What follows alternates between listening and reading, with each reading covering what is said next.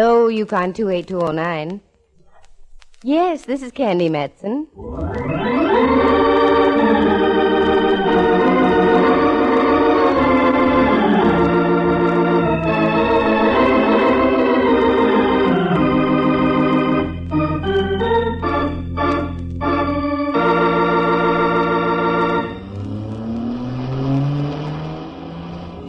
I do declare, Candy, this is a madder dash than the one made by Paul Revere. Look out for that man. I see him, Rembrandt. I know it, you know it, but does he? What's the reason for this wild scramble, girl? I started to explain, Ducky. Look at that car up ahead about a block. Yes, it's a police car. That's right. And do you know who's driving? Lieutenant Ray Mallard, that's who. Whom? So Mallard's driving. There's no reason to get yourself for such a snit. I imagine the lad's driven before. I'm not worried about the mechanical aspects of placing a car in motion and guiding it to a predetermined terminal. It's the reason behind it that bothers me. What's that reason being what? I don't know what the reason is, and that's the rub. For days, Mallard's been avoiding me like the plague. I call him on the phone, all I get are muffled sentences. Nothing makes sense. Last night I waited in front of the Hall of Justice and followed him when he left. And where did he lead you, dear?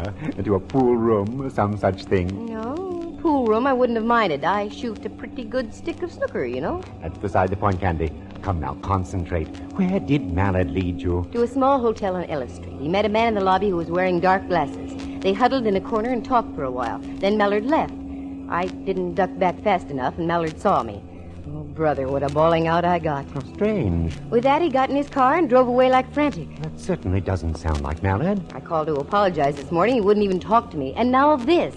He never drives a squad car unless it's absolutely necessary. Now you've got me curious. Something must be up. You're darn tootin', and I want in on it. Yes. Who does Mallard think he is, keeping things from us like this? Oh, he's stopping. I'd better hold it up right here. He's getting out, Candy. So I see. Look, he's waving up at the middle flat. Do you see anyone in the window up there, Ducky? Yes, a man. I can't quite make out his features, though. Yes, he's waving back. What's Mallard doing now? Going up the stairs and in. How do you like that? Rather delicious, isn't it? Oh, I squirm with intrigue. Well, I squirm, too. Come on, Rembrandt, squirm out of the car. This is one time I don't mind doing a shadow job strictly for free.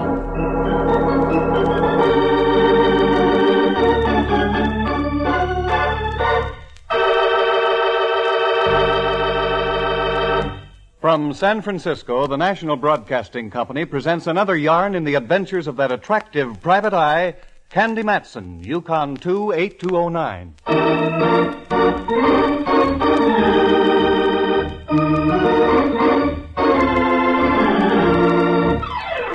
I knew there was something wrong 3 days before. Whenever I walk into Mallard's office in the Hall of Justice, where he lieutenants for the San Francisco homicide, and all I get out of the big guy is an ugh, something's foul in Dixie. You can play that in any key you like. And the ughs kept up, mentally and verbally. Add that situation with Mallard's mysterious friend in the dark glasses, and you've got something. Especially when Lieutenant Boy stops off at an old flat, waves to a gent, the gent waves back, and Mallard goes inside. Now we're all tidy and up to date. We waited for about 20 minutes outside by my car. 2 or 3 other people came and went. Finally, Mallard came out carrying a very small box in his hands. He put it inside his coat pocket. The bulge wouldn't show any more than usual. That's where he keeps his police gun. Then he got in his car and drove off. Rembrandt and I immediately went to work. Object? A social call on our unknown friend in the second-floor window. I must say, Candy, this is most mystifying. That it is, Ducky.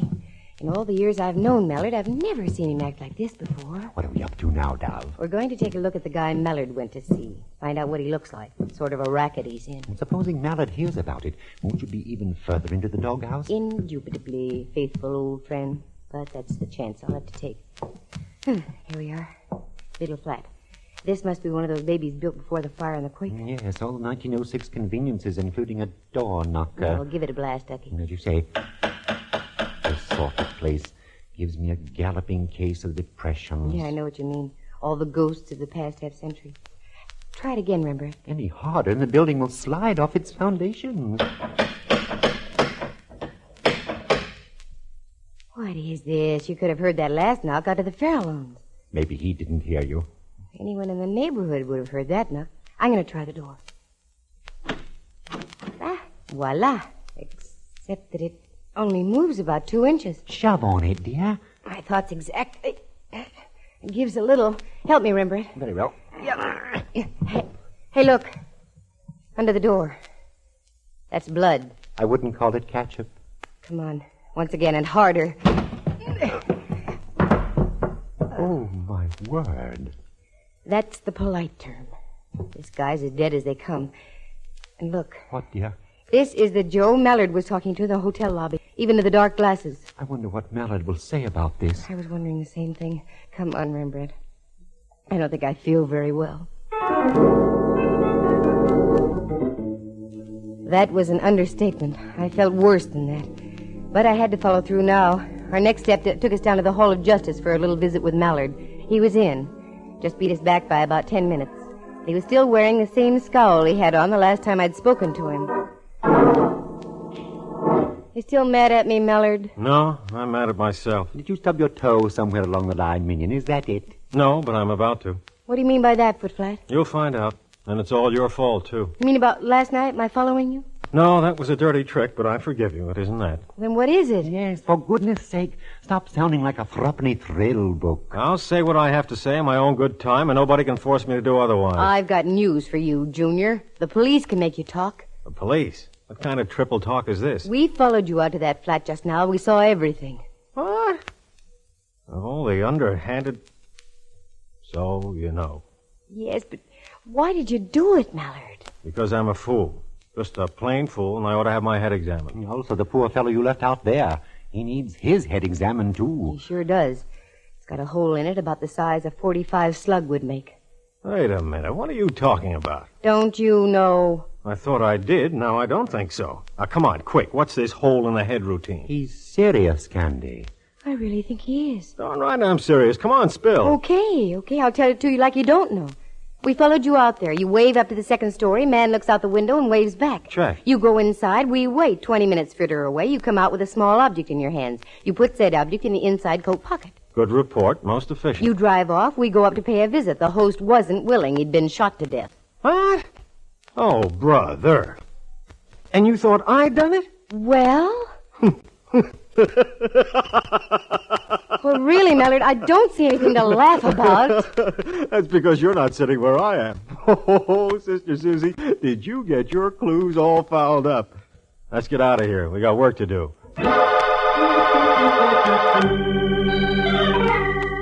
My mental reflexes climbed on a merry-go-round and whirled gaily for several moments. I was really confused. I didn't have time to do much about it because Mallard whisked us back to the flat. An hour later, the joint had been carefully gone over, photographed, and the body of the poor guy removed to the coroner's office for an autopsy report. It didn't take long to find out that I was right. It had been a .45 that did the dirty work. Rembrandt had to leave, so I went back with Mallard to his office. Still think I had something to do with this thing, Cupcake? Oh, in my heart of hearts, no, but of course not. But, jeepers, look at the facts, Mallard. You come out, we go up. The guy's stiff as a starched shirt. What would you think? The same thing you thought.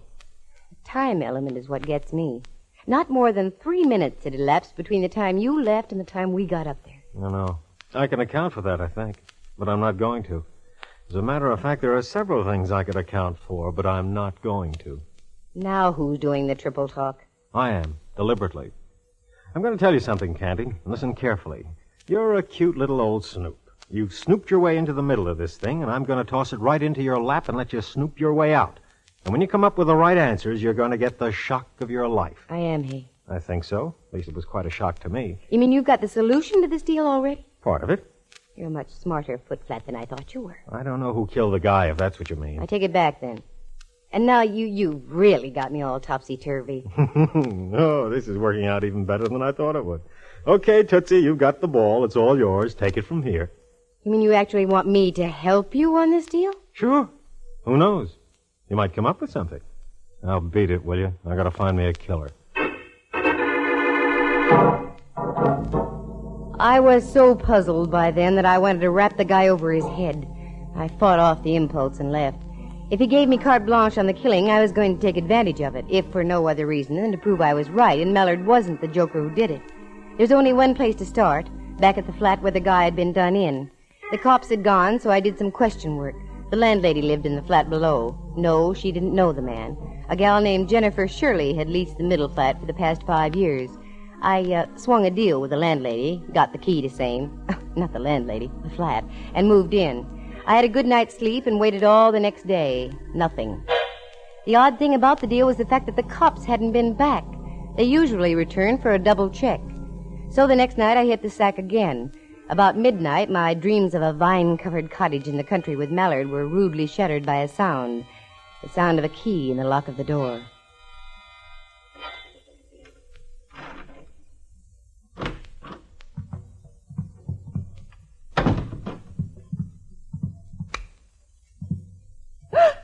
Oh, sorry, I frightened Jennifer. Take it easy. Everything will be okay. Who are you? Oh, I'm coming to that. Excuse me. You are Jennifer Shirley, aren't you? That's right. Excuse my nightie. If I'd have known you was coming, I'd have gone formal. Just what is all this? And what are you doing in my flat? Where have you been, Jennifer? Seattle? Why? Didn't you read the papers up that way? I was too busy. Know a man named Everett Stone? Of course I do. He's a very good friend of mine. He was up from Los Angeles on business, and I let him use my flat. And now you're here. I don't understand this at all. Look over there, at your front door. Everett Stone was shot to death right on that spot. Everett? Dead? I can't believe it. I'm sorry, it's true. You can prove you were in Seattle, Jennifer. Yes. Here. My plane ticket receipt and the stubs on my luggage. I just got in at the airport less than an hour ago. Just for the record, where did you stay in Seattle? At the Olympic Hotel. We can prove that, too, can we? Of course. Now, wait just a moment. The shock of all this slowed me down for a second or two. Just who are you, and what are you doing here? Simmer down, Jennifer. My name's Matson, Candy Matson. I'm a private investigator. Oh, yes, I've heard of you. I'm trying to find out who knocked off your friend Stone. You got any ideas? Several. So have I. One being this. Does everyone around here wear dark glasses? You've got a pair on, too. Same kind Everett Stone was wearing. Here, have a cigarette. Thanks.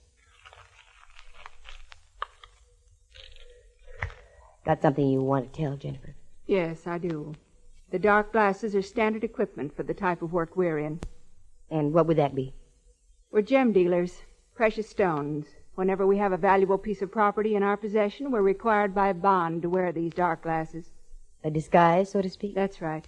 When Everett arrived from Los Angeles, he had with him the Cape Hatteras diamond.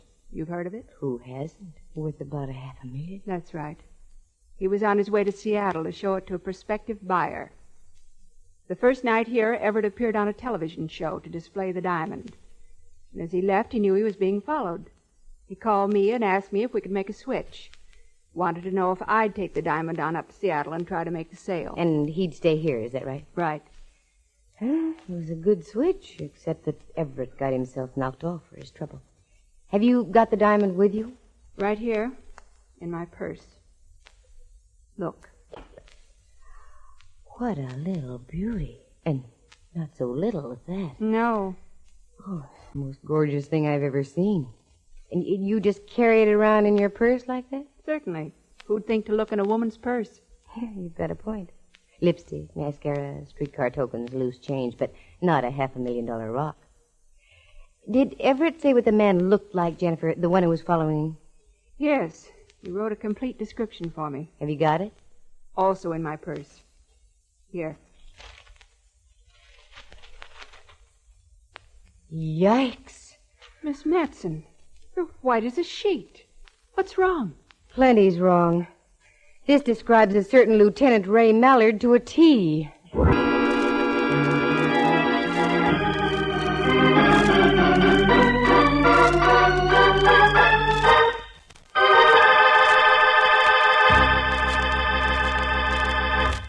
From San Francisco, you are listening to a National Broadcasting Company presentation, Candy Matson, Yukon 28209.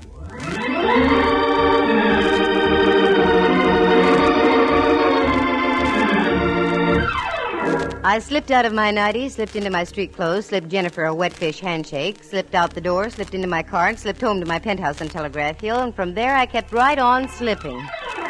That description was Mallard's beyond all doubt. What made it worse was the fact that Rembrandt and I had seen Mallard coming out of the flat with a small package that could have been a jewel box. I didn't sleep much that night, and that's for sure. In the morning, I put myself together as best I could and once again made the dismal journey down to the Hall of Justice and into Mallard's office. How you doing, Cupcake? Not too well. I have some rather unpleasant news. Such as like what? Mallard Everett Stone was a gem broker. Good for you. You've got clue number 1. You knew that? Don't be ridiculous, Candy. That came out of McGuffey's reader. Number 2.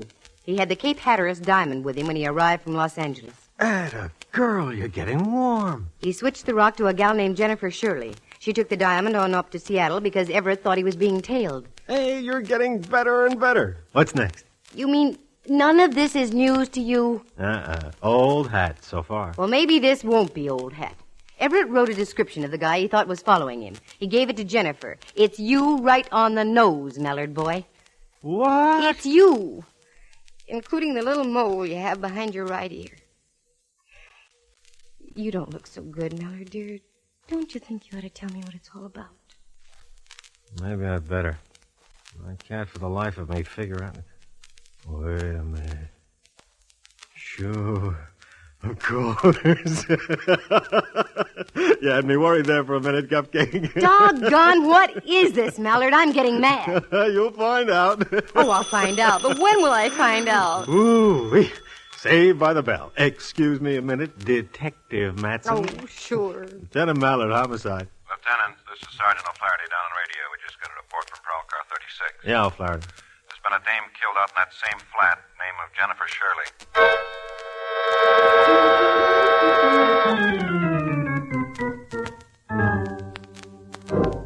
It was then I knew that Mallard was really in the clear.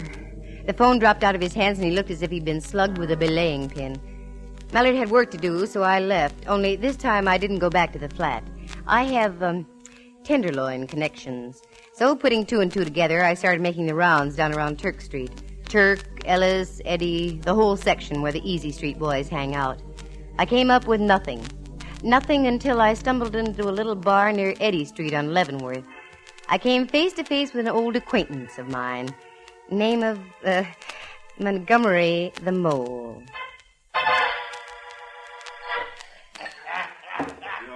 Well, for crying in my beer and making it salty. Look what the height I just washed in. Hiya, Candy. Hiya, Montgomery. I ain't seen you since the night you caught up with me former pal, Willie Cloud. Oh, I'm sorry I had to do that, Montgomery. Oh, I ain't. Hanging'd be too good for that crump bum. A little second story work ain't too far out of line. I can even swallow a well-executed stick-up. But when it comes to kidnapping and murder, us honest characters draw the line. That's why I'm here, Montgomery. Yeah? There have been 2 killings in the last 4 days. The grapevine must be slipping. I don't hear nothing about no rub-outs. They've been kept quiet for a reason. Just what the reason is, I don't know. Have you heard about any of out-of-town icemen dropping in the last few days? Nah, not a one. Now, look, here's a 20, Montgomery. That's all I've got. I'll send you 20 more first thing in the morning. Is your memory improving? Ooh, just like I never lost it. Well, is there a jewel boy in town? Look right ahead of you up at the bar. Yeah? That's him. If he ain't a hot ice juggler, my name ain't Montgomery. Got in just about 4 days ago. Calls himself Finch. Oh, Montgomery, I loves you. I'm moving over there. Do me a favor. Tip the bartender off. Tell him to keep my drinks well watered. It didn't take long. A guy from out of town gets lonesome. I was sitting at the bar no more than 3 minutes, and we were old friends. He kept the drinks coming, and by closing time, he really had a snoot full. He offered to drive me home, and, naturally, I accepted. We got out on the sidewalk, and suddenly he darted back into the tavern. When he returned, he was carrying something in a paper bag. We found his car and climbed in.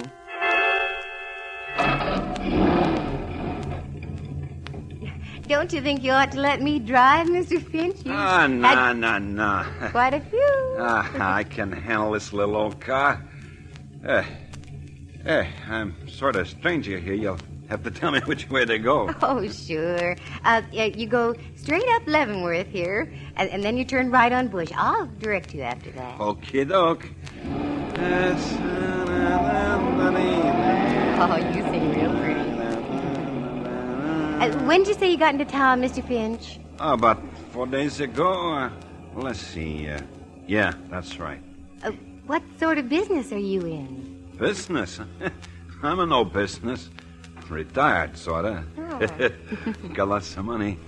Get lots more, too.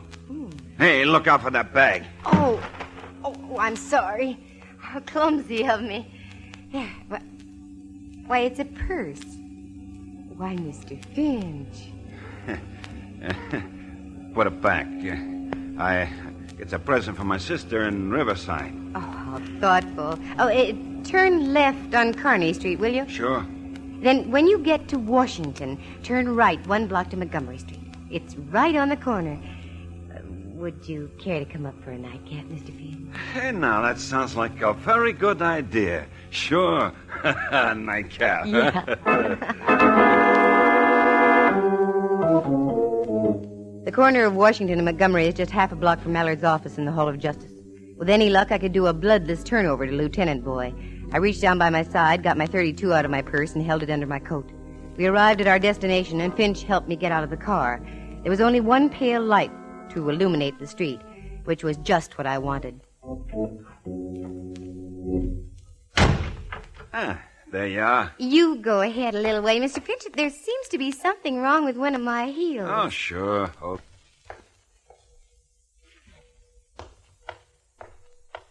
Don't turn around, Mr. Finch. Not if you value your life. This is a gun I've got stuck in your back, and believe me, I know how to use it. Say, what goes on here? I'm almost broke, if that's what you're This after. isn't a stick-up. See that door up the street in that big building? Just keep walking right on into that door.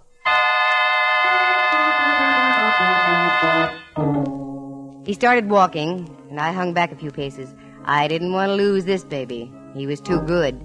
Because that purse he had in the paper bag was the one owned by Jennifer Shirley.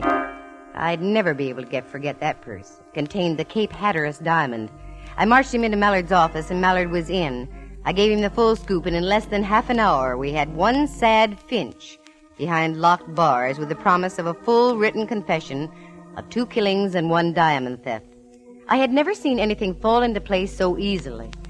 A few minutes after we returned to Mallard's office from putting Finch into his ungilded cage, there was a knock on Mallard's door. Come in. Is I, Gumshoe? What on earth did you call me for at this hour of the night or morning? Yeah, come on in, Rembrandt. This ought to be fun. Oh, you too? Yeah. Why aren't you home getting your beauty rest? Oh, we just wound up a couple of killings, dear. Those of Everett Stone's and Jennifer Shirley's. Well, bully for you. And I had nothing to do with it. Candy did it all. I left her strictly alone, and she came through like a trooper. There's only one little thing she's overlooked. When she comes up with that, she'll have solved her best and last case. Last case? What are you talking about, Mallard? Captain Mallard, this is Riley on the top deck. Captain Mallard? What is this? Yeah, Riley. We got this Finch joker all booked and fingerprinted. He's in the Lysol dip now, then we'll tuck him into Betty Bye for the night. Good. We're changing shifts now. Anything else you want from me? No, Riley, you can knock off. Fine, Captain. Oh, and all the boys up here send down congratulations. Oh, thanks, Riley. See you tomorrow. You? A captain, Mallard?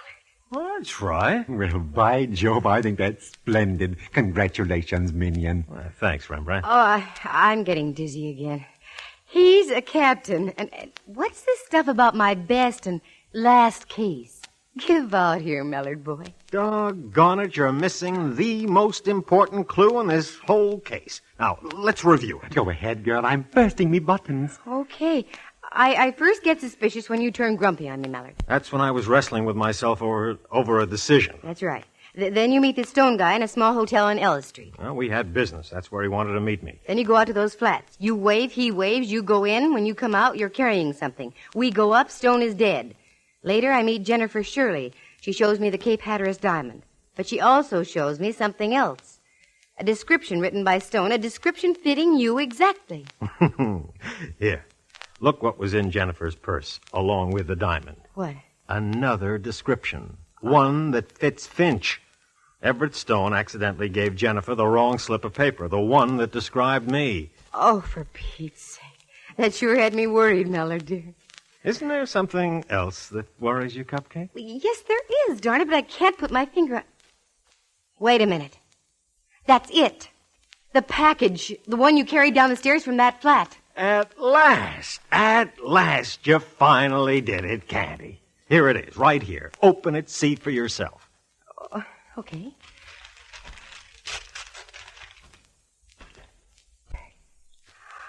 Mallard, it's beautiful. What a lovely ring. Did you steal this from Everett Stone? Sure did. The price he gave me made it a first-class deal. Why don't you try it on? Ooh, I'd love to. Oh, I don't think you're putting it on the right finger, Candy. Which finger do you mean, Mallard? Third finger, left hand. Oh, you don't mean that... Mallard, tell me. I want you to be my wife, Candy, dear.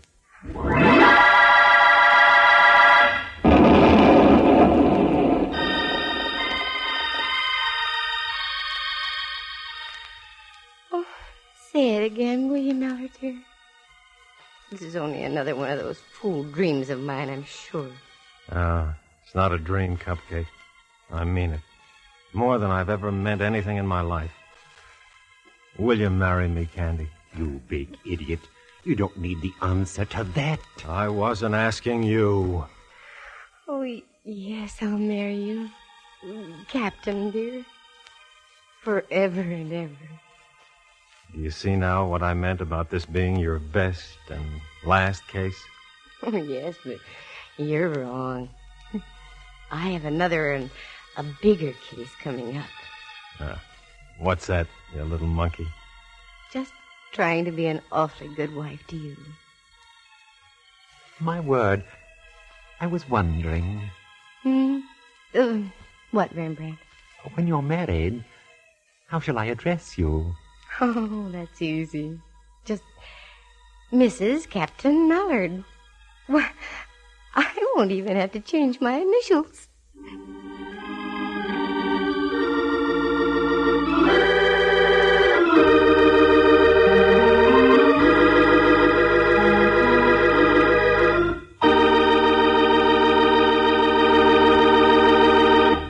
For excitement and adventure and romance, just dial... Candy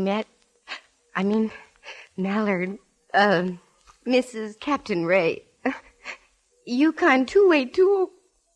Oh, that won't be my phone number. Gee, I'm so confused. I don't know what I'm saying.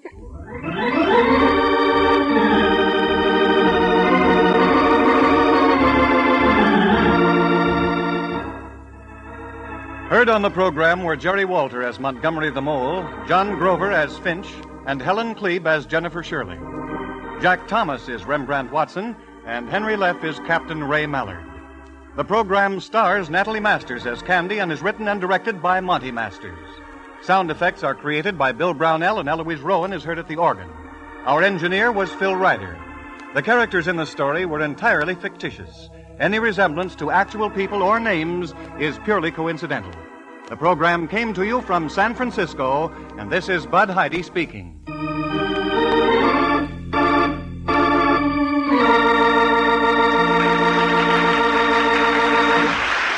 This is NBC, the national broadcasting company.